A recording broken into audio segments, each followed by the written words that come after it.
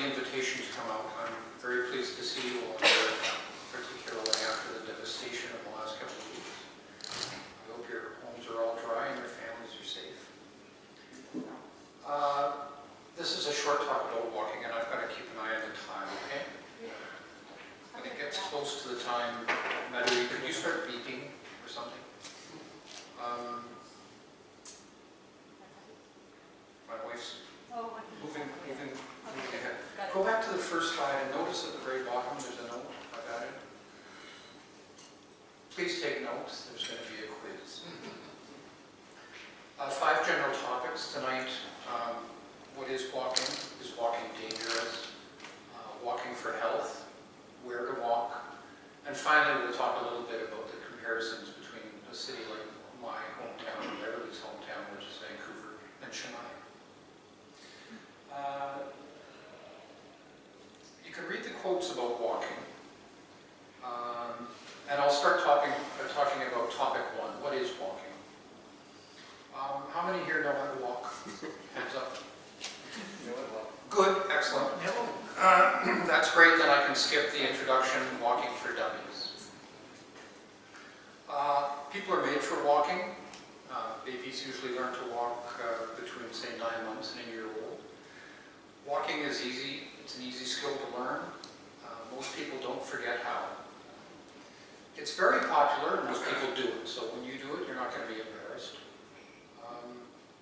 It's inexpensive, and it doesn't require very much equipment. Many people throughout the world walk without shoes even. Clothing, however, is recommended, particularly if you go outdoors. And unlike motorized transportation, it's neither noisy nor polluting. And most people that I know don't honk while they walk. Locomotion. You know what locomotion is? How do you say it in Hindu? Gatavana? Is that locomotion? It's a big word for moving from place to place. There are many forms of locomotion. Riding a camel, being shot out of a cannon. Walking is only one of them. By definition, walking is traveling on foot. And normally it's understood to mean walking on land. Astronauts, as you know, took a walk in space. And there's an English expression called walking on air. Do you know what that means? It means you're elated, you're really happy, you're walking on air. Another English idiom is walking on water. And you know what that means? It means you've done something virtually impossible to do, a really difficult task, you walked on water. And you know where that came from, of course, it's an allusion to Jesus Christ walking on water. Now when I looked that up, I found to my surprise that there are Buddhist and Hindu texts that talk about miraculous walking on water. Is that true? Does anybody know any text where there's, say a Hindu text where there's a citation of somebody walking on water? Yeah. Yes. You all know? Enough and more. Excellent. Scientifically speaking, human walking is called upright bipedalism, meaning a form of locomotion by means of our 2 rear limbs. Now, most non-scientists describe these limbs as legs. Humans and birds are bipeds.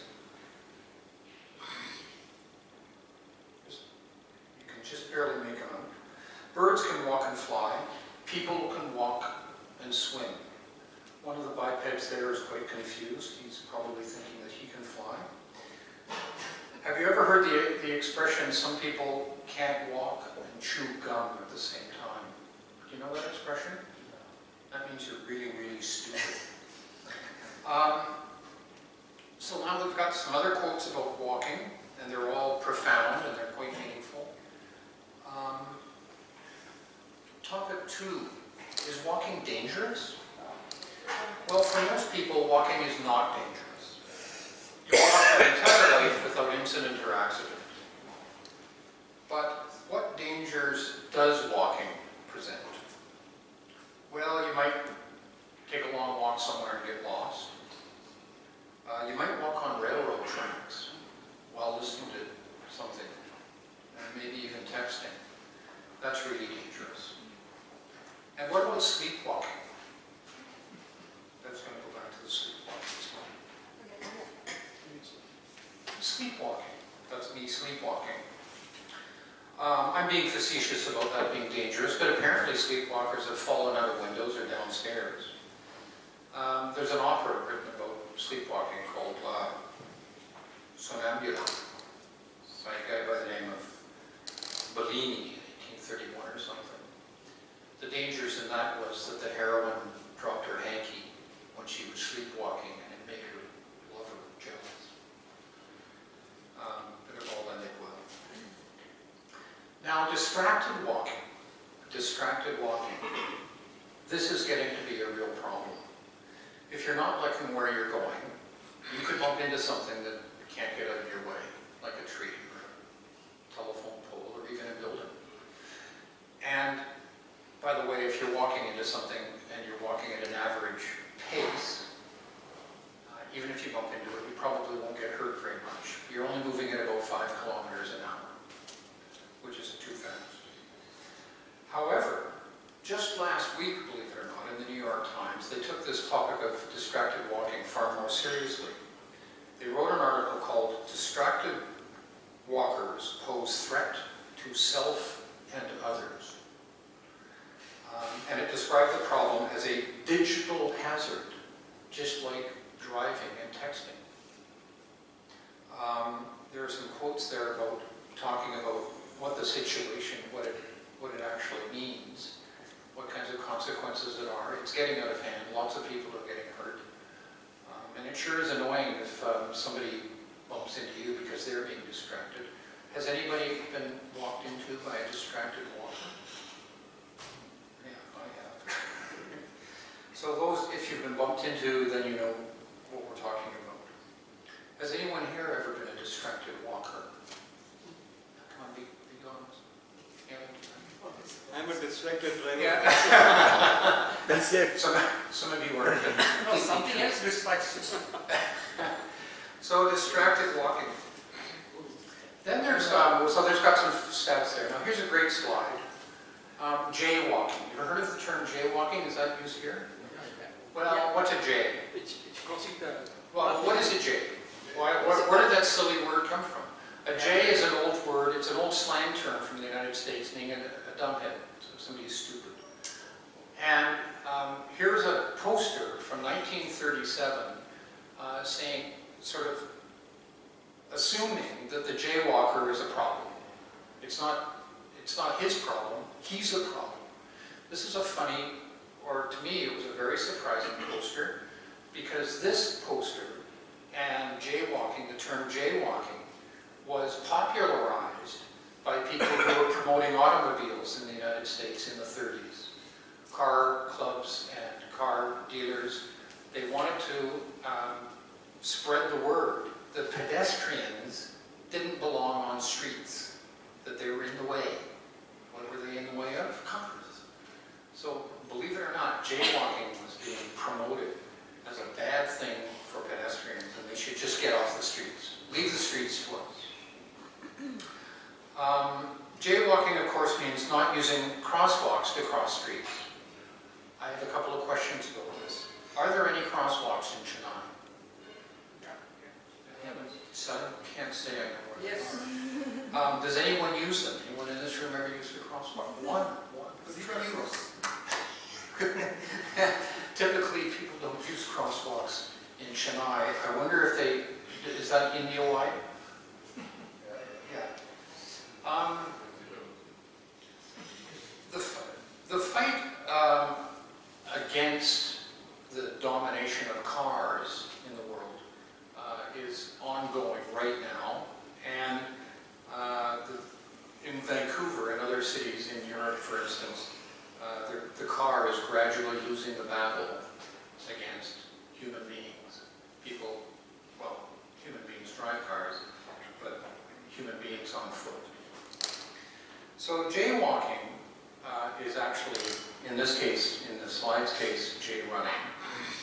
And seriously, that's the greatest danger of walking to a pedestrian is being injured by road traffic. That's the most dangerous thing about walking. There are about 1.25 million traffic deaths every year from road traffic, and about 270,000 of those are pedestrians. And that's a horrible number. It's a huge number. More nice quotes on walking. I particularly like golf is a good walk, spoiled by the American Mark Twain. Now, topic 3, walking for health.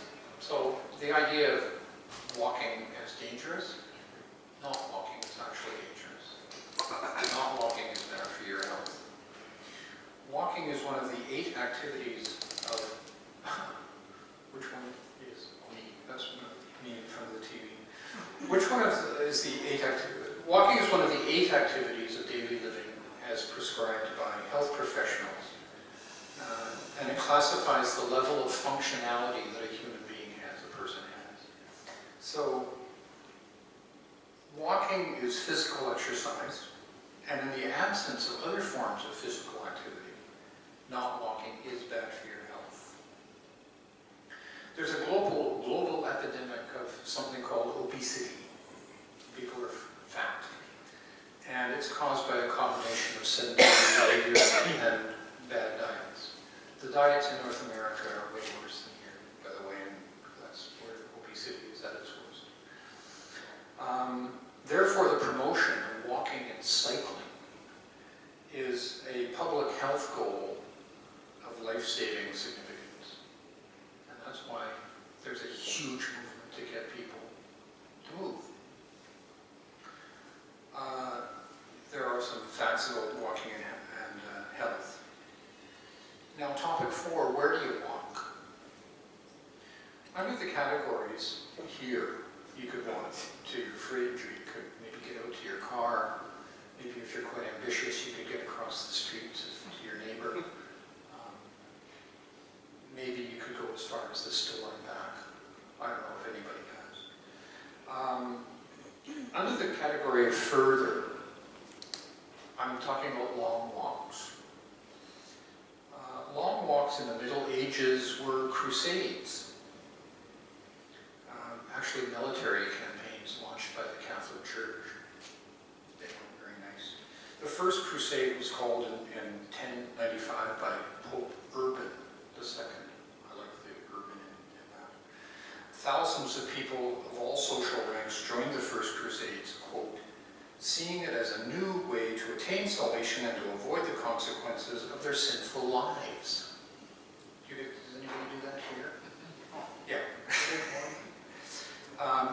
Crusades look absolutely gruesome, as you can see. To this day, throughout the world, people go on pilgrimages, but of course without the slaughter part. Now, how many people here have been on pilgrimages? They go walking from here to Tirupati like that. Yes, of course. The owner of my local grocery store just came back from his 15th pilgrimage to Sabrimala. 15th is his 15th time. You know where that is in Kerala? It's apparently quite long. If you do the whole thing, it's like 61 kilometers. And I understand, I read up, and they said it's one of the biggest in the world. About 1 million people do it every year. That's huge. I had no idea. But that's a pilgrimage. And lots of people do pilgrimages everywhere, and that's walking. Although maybe you just caught me thinking about it. Can you do a pilgrimage by not walking? Could you ride your bike or get carried? Another pilgrimage is this thing. It's called the Camino de Santiago. Does anybody know it? Has anybody ever heard of it? No, nobody. It's a very, very popular pilgrimage across the top of Spain, the northern part of Spain. Sometimes officially it's supposed to start in France. But it's not religious for the people who do it today. They just do it because they want a good long walk. the Camino de Santiago means the road to Santiago. It's 769 kilometers long, the full thing, which is huge. And it's the route to the shrine of the apostle, St. James the Great. I never heard of him. The shrine is in a cathedral in a town called, in Santiago de Compostela, in Galicia, which is in northern Spain, northwestern Spain. By anyone's reckoning, that's a very, very long walk. The route can take up to 4 weeks, and believe it or not, over 200,000 people a year do it. It's really popular. They even made a movie about it. I mean, who was it, Doug? We'll think of it. Yeah. Martin Sheen. Martin Sheen's son. No, Martin Sheen was in it. Martin Sheen was in a movie about that walk. Now, in North America, one definition of a hike, you've heard that term, a hike, take a hike? One definition of a hike is a long walk outdoors, really, taking a walk in the woods. Typically, you do it with a pack on your back, shoulder bag, and hence the term, the verb, backpacking, or the adjective, there's a backpacking trail. The bag contains, do you know how they do this in North America? They put everything they need in it, tent, stove, food, so on and so forth. And there's a long hike near where I grew up in Vancouver, and it's called the West Coast Trail. It's out on an island west of us in southwest British Columbia. It's 75 kilometers long, and both my wife and I have done it. It takes 6 or 7 days. And yeah, I said we both did it, but we didn't do it together. We valued our marriage more than that. So we've got a couple of pictures of the West Coast Trail and how groovy it is.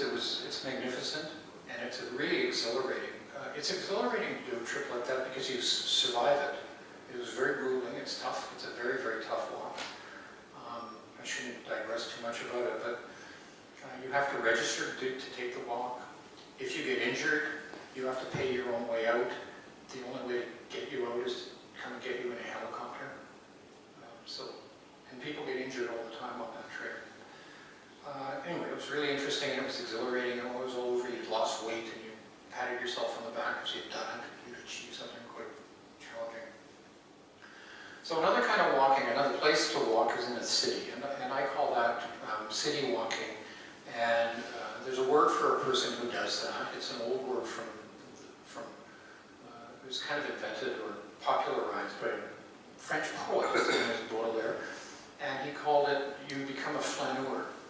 And it's from the French flâner, which is to stroll, and Baudelaire popularized this guy who strolled around the city and took it all in, enjoyed it, made notes, he strolled around and whatnot.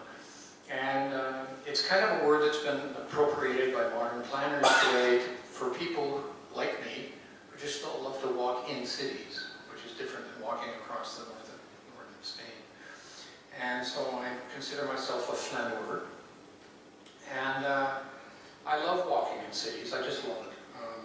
A city walk gets you out of the house, it gets you out of yourself, really. For me, it's endlessly enjoyable and fascinating. You can go alone or you can go with a friend. You can, your purpose could be a destination as simple as just getting out to a cafe, having a coffee, reading the paper. Maybe you just want to sit and watch people go by. You could do other things like take a camera, you could take a notebook, you could take a sketch pad. There are lots of reasons to go wandering in cities. And if you're like me, you like what you see in cities. I like buildings, I like architecture, I like streets, I like to see people on streets, I like art, street art. So there's all kinds of reasons to take a city walk. Before you take a walk anywhere, like a 75-kilometer hike across a trail in southern British Columbia, or even if you're just going to take a walk in a city, do a little planning. And it'll make your walk more fun and more pleasant if things, like if few tips for planning your walk, even in a city. Think about the weather and dress for it. You might want to bring an umbrella or a hat or sunglasses. Don't forget your phone and money. You might want to take a bus home. You might be too tired to walk home. And think along the way, if you know where you're going, if you're not just exploring a new place, think about where you'd like to stop for lunch or someplace where you know where you can use the toilet. Sometimes it might be a public toilet. Sometimes, and quite often in Vancouver, I have a list of hotel toilets that I really like to use. And the fancier the hotel, the better. Now, walkable cities. There's a list of things that make a city walkable and things that make cities less walkable. And it's pretty self-explanatory. But for me, walkability really boils down to fundamentally, is it safe? Does the city accommodate you? Does it make it easy or comfortable for you to walk? And is it stimulating? Is there some reason for you to go and take that walk? And most cities, most good cities, have all of those things in a package. Safety means from road traffic, of course. You don't want to be another fatality. You don't want to be a statistic. And I also don't like cities that might be dangerous for you because of the air that you breathe in that city. Pollution is a very, very big problem in cities these days. You've seen pictures of people wearing masks in Beijing. They should be wearing masks in Delhi and Patna, so on and so forth. Walking hazards are another thing that have to do with the safety of walking. You don't want to trip, you don't want to fall, you don't want to put your foot in a pothole or bump into something on the sidewalk. Accommodation means good sidewalks, generous sidewalks, places to rest, street furniture, parks, you know, a place to just take a break. Places where people can gather. If the city has plazas and little areas where people can sit and get together or just hang out, they're destinations and they're actually attractive to look at. And they are interesting to you because you can see other people and what they're doing. Landscaping, if it's pretty, people love to look at nature, it's important to them, it's psychologically important. And so those are all parts of things that make cities more attractive. A stimulating city is one that isn't boring to you. It's not an industrial city maybe, or a city that's got miles and miles of long brick walls that don't go anywhere. Empty plazas, nothing to look at, nothing to see, people not around. Those are not good cities. They don't stimulate you. They don't have what we call good streetscapes. They might not have good architecture, good shops, interesting places where people are hanging out. And you know, like I'm saying, they don't have crowds even. You don't see people. Now, walkable cities can be organic, they can be planned, or they can be a combination of the two. A lot of old cities in the world are organically walkable. If anybody's walked in Rome or Venice, Florence, London, Paris, they know what an organically walkable city is because they took many, many years to get the way they are, and they're wonderful cities to walk in. They're fun to walk in. Vancouver is an example of a city that's planned. It's more modern, but it was planned to be walkable, and you'll see why in a minute. The typical city in North America was planned to accommodate cars, and for that reason, most cities in North America are not walkable. Cars have ruined a lot of originally walkable cities. They can ruin a walkable city, and they've ruined some in many, I guess, in Europe. But it's the tide is turning, and people are beginning to take back cities for human beings. They understand now that they were meant to be walking in a city, not driving, and we're certainly not meant to be threatened by automobiles or in some sort of conflict with automobiles. So let's now look at walkable cities that both my wife and I love, and we'll just flip through them very quickly. And I consider them all to be just a joy to visit and take a walk in them. Barcelona, of course, there's a bunch. There's about 10 here. Copenhagen, Montreal, there's two pictures. Here's a modern Montreal picture. There's an old Montreal. They're both exact. Those are modern pictures. And don't they look nice? Paris, of course.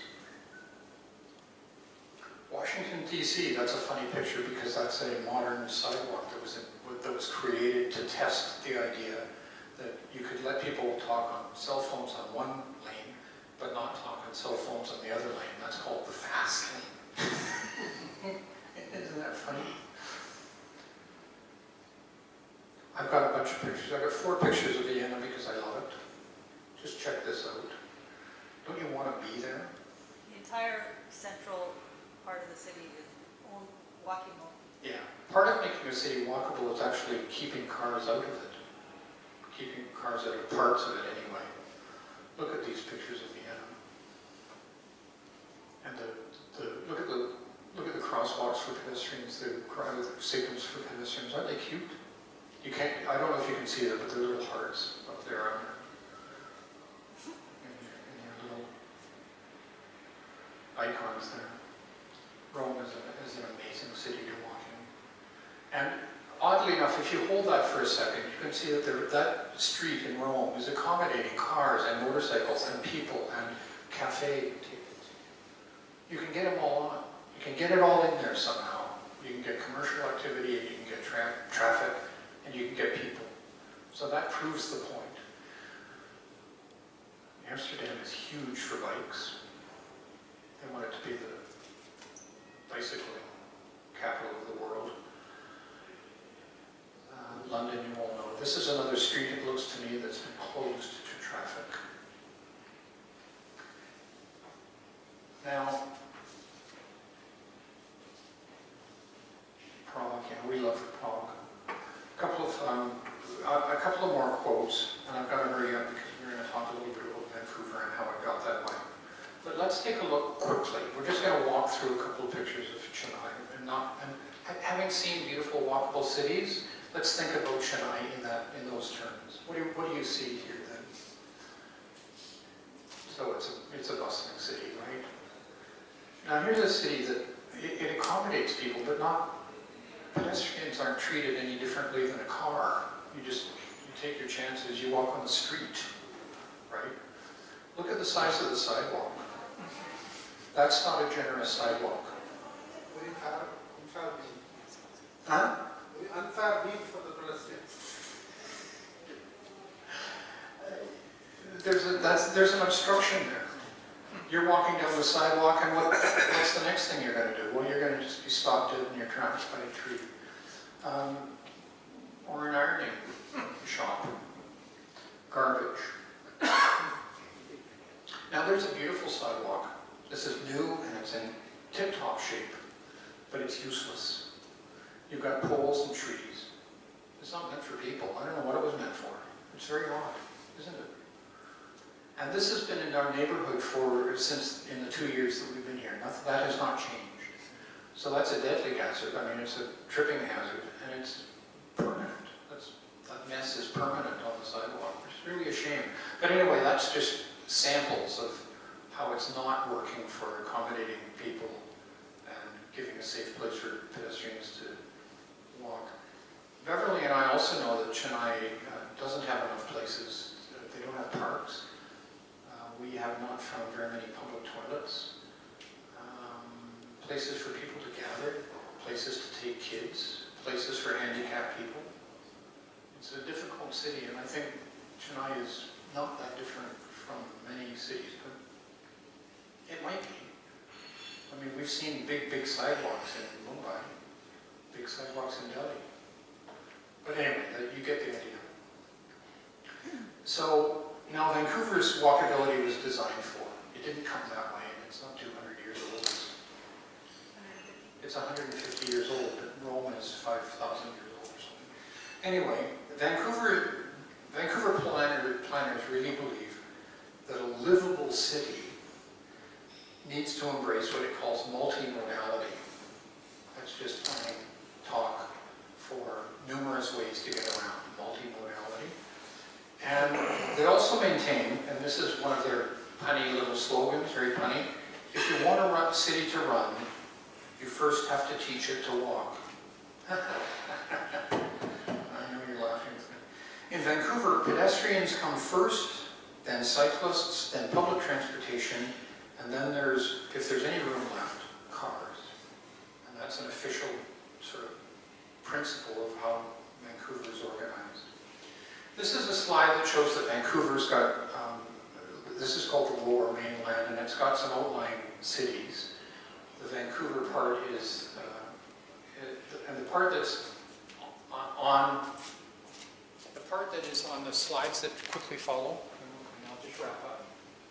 This is called the Downtown Peninsula, this little piece here. And there's some slides you're going to see, and they're virtually all in here. But this is all Vancouver up to a line here. It's nicely located, isn't it? It's got water and mountains and all the rest of it. It's a beautiful city. Now, these are some slides which you can't see, but they're official presentations. These are official documents up on the public website of the government saying what it believes about walking. And so this is the City of Vancouver's planning department telling people that they take walking seriously. 30 years ago, Vancouver addressed the problem of sprawl. They didn't want urban sprawl to take over a lot of agricultural land around the city, and so they decided to make, in that downtown peninsula, high-density residential dwellings. High-density residential dwellings, which meant that the dwellings went up in high-rise towers. And they knew that if people were going to have to give up their single-family home, which was the little house with the bit of grass around it and a fence, they were going to have to somehow attract people into the city, families they wanted in the city. And so they said that they had to make the city so attractive that people would consider the city to be one of their rooms in their house. It was going to be part of their house, and they were going to be happy to go out and use it, to bring their kids out, to go out every day and use it, and to enjoy it. Now that was a planning decision, and the results are in the slides that you're going to see. They've got a couple of things called greenways. A greenway is a designated route for walking and cycling, and they make those routes really attractive by including improvements like parks, increasing landscape, public art, and drinking fountains. And they say out loud that creating a safe, accessible, and enjoyable environment is Vancouver's top priority. We support walking to make it safer, more comfortable, and more accessible to people of all ages and abilities. So this is an interesting slide, by the way. You can't see it very well, but they've got a little kiosk-y thing on the right there, and it's a map for pedestrians telling them where they are and where they can walk. And then there's another map here showing the main pedestrian streets of that downtown peninsula. And those are the streets that have special amenities, they have good destinations, they have lots of places that are safe to walk, and on it goes. So now I've got 24 slides of Vancouver, and we'll just go with the because we're running out of time. But you can see that this is a park, a park that goes around, it extends down at the tip of the peninsula, and it's got a walkway, a big, huge walkway all the way around it. All of the edges of the city of Vancouver that touch the water have a big path on it. This is Chinatown, and one of the things about Vancouver is that it rains like crazy there. Have you heard that it gets rain in Vancouver? Well, look at the awnings over the street. Awnings are commercial umbrellas. And aren't they a wonderful thing when it rains? So that's a very nice idea. Look at the size of the sidewalk. It doesn't look particularly attractive in Chinatown, which is very commercial, but it's huge. That's a place to ride your bike. The sidewalk is on the left, and it's separated. And the signs say that pedestrians are safe and protected from harms. Trash cans. You can throw your trash in a can. Public toilet. Places to sit. We call that public furniture. Look at the size of the sidewalk. Somebody's out there painting, and there's trees, benches. There's a guy in a wheelchair, lots of room for him. See how you can't tell that the sidewalk actually slopes, there aren't steps there, it just keeps sloping. Look at the signs, look at the width of the sidewalk, and as I said, that's the part that extends around the city on the edge of the water. That's high-rise, those are high-rise dwellings, single-family dwellings. There's that great big wide sidewalk with multi-modality again. Skateboard. Here's a street. Isn't that pretty? It's landscaped, it bends, it's visually interesting, it's really pretty. It makes me want to walk down that street. Again, very pretty, nicely landscaped. And the city makes people do that. That's design guidelines that you have to abide by. If you build a high-rise, you have to make the street really, really pretty. Go back to the slide. I really like this slide of the gate. That's art. That's public art on a gate. Isn't that lovely? For everybody to enjoy. And here's another great street. Lots of land, lots of grass, lots of trees. Now, Istanbul is a really, really old city, as old as cities in India. And we've been there a couple of times. And we love the city. And it's got old and it's got new. So it's both organic and planned. And they've done a lot of planning in Istanbul in the last 10 years to make it more walkable. But you can take an old city and even improve its walkability. Istanbul is a really good example. There's a street that has been made more walkable. And I think they started working on this street simply by banning cars. And it makes a terrific walkable neighborhood. So I wanted to end with a little reminder about who one of the greatest, probably the greatest Indian walker was. We all know that he walked, but he walked with purpose. He walked to inspire people, and organize people, and to make political comment. And I think he's absolutely, he's a touchstone for me, and a touchstone, I think, for every walker.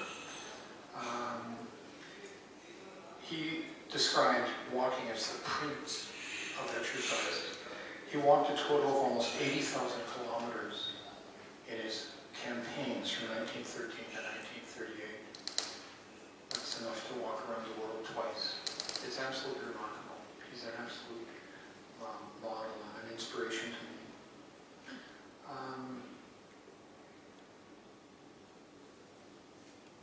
When he did his salt launch, he was 60 years old. So I end on a picture of one of the greatest walkers of all time, truly one of the great walkers of all time. And that's it. Thanks.